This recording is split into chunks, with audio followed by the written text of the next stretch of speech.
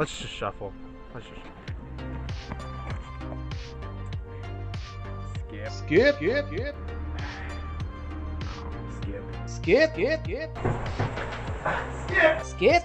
That used to be me.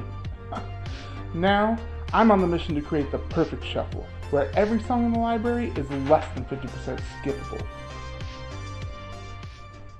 What's up? I'm Trent Windsor, here in search of the perfect shuffle. It's time for another segment of Clearing Out the Archives, where I shuffle my music and whichever album pops up, that is the album I review song by song.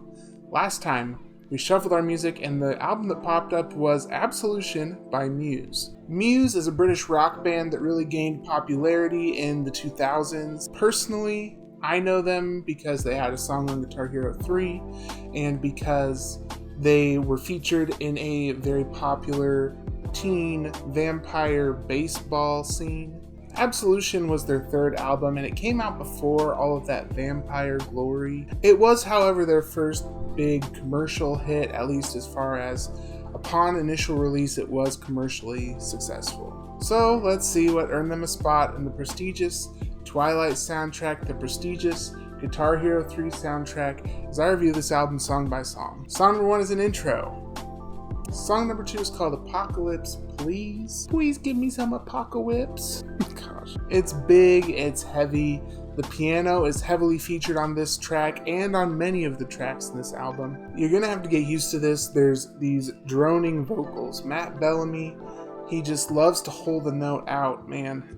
He's very proud of his vibrato. On this track, they seem like they're going for like a Queen-inspired vocal sound. But he's no Freddie Mercury, you know what I mean? This song sets the atmosphere for kind of a melodramatic experience. It definitely does feel very mid-2000s epic teen movie. This one I would say is 40% skippable. Song number 3 is called Time Is Running Out. This one has a little more attitude. It's a little bit more rock and roll. They really lose me on, there's this really goofy ooh, yeah part that he throws in there. And it's like, you know, it didn't take much to push me over the edge, but that was it. That was the tipping point. I'd say this track is 60% skippable. Song number 4 is called Sing for Absolution. This was one of the singles off the album. It has a music video. I watched that music video, and that day I was trying so hard to recall the melody. And even right now, I don't think I could sing it for you because it's so generic. And that's a problem they have throughout this album, is that their melodies get really similar to one another. Because this one blends in so much, I'd say it's 60% skippable. Song number 5 is called Stockholm Syndrome, and I would say this song rocks pretty hard.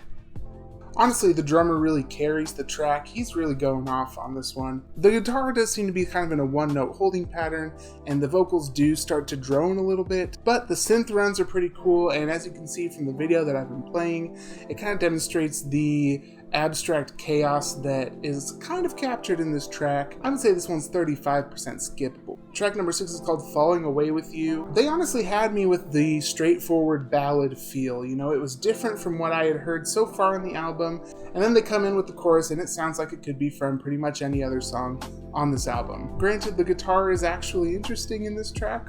That's something. I'd have to say it's 55% skippable. Track number 7 is an interlude. Track number 8 is called Hysteria, and this is where I think the album gets to be worth it. This one has a lot more energy than any of the other tracks on this album. It's got a dynamic melody, it's got these dynamic guitar runs, and it's got this really cool neon guitar tone as well.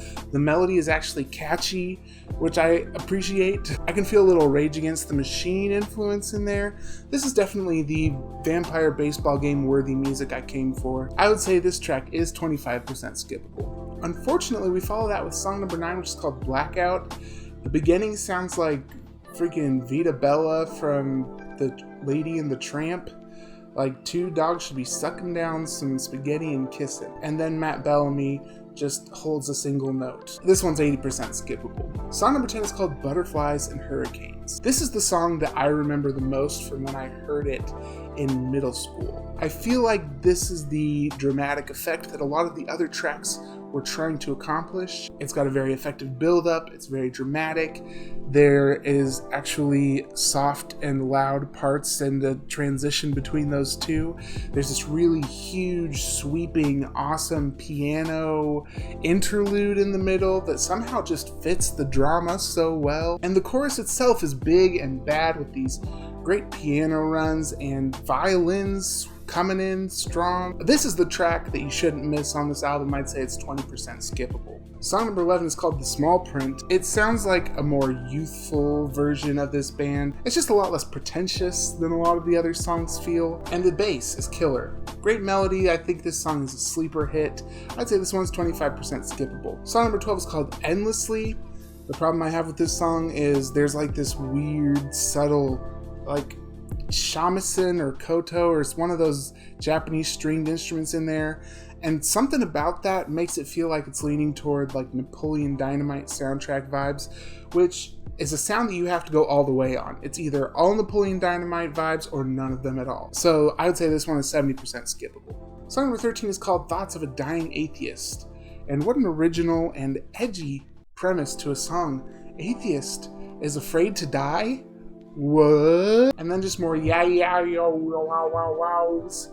that really throw me off. So I'd have to say this one is 65% skippable. And this album fizzles out with track number 14, Ruled by Secrecy. It's a droning ballad that sounds like it's sung through a box fan. I'd say it's 75% skippable. Mathematically, adding everything up, this album as a whole is 51% skippable. Honestly, before Imagine Dragons, we had Muse. Okay, Muse walked so Imagine Dragons could walk even worse. They have some good ideas, they have some enjoyable songs, but a lot of it just really blends together. And the things that they repeat over and over again seem to be the things that I dislike about the songs. I would say this is the Michael Bay of popular rock music. Alright, let's shuffle our music and see which album I'll be reviewing next. Alright, we're just going to go into our music library here.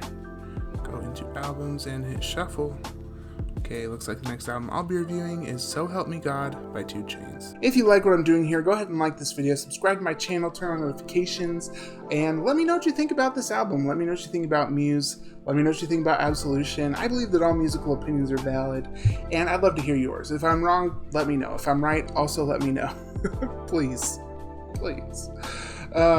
I'll be leaving links in the description below for music videos for this album, as well as playlists for my Best of 2021, as well as my Best of 2022 playlist, which is a playlist that I'm updating all the time. Also, check out the link for my podcast, Everyone's Older Brother. I'm sure a new episode will come out sometime. I'm Trent Windsor, and this is The Perfect Shuffle.